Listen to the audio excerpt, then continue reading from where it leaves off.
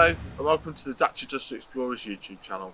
My name's Adam and I'm one of the Dacia Duster Explorers. In these videos you'll see myself and other explorers driving green lanes, commonly known as the hobby of green laning. Some of these lanes can be easy, some can be incredibly difficult if not dangerous, but all offer a beautiful feeling of escapism.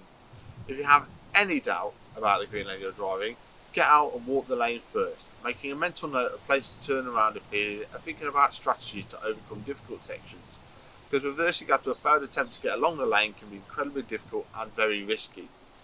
We abide by the Green Lane Association Glass Code of Conduct for driving these lanes and respect all others using the lanes, including horse riders and walkers, as we all have a part to play in keeping these routes open for everyone. If you're thinking of green laning yourself, please consider joining the Green Lane Association to help fight to keep these lanes open and to help you understand more about this hobby. They also have a Trailwise 2 website which will significantly aid in your planning. Please don't forget to like and subscribe to the YouTube channel to get updates on new videos and check out our previous massive video collection.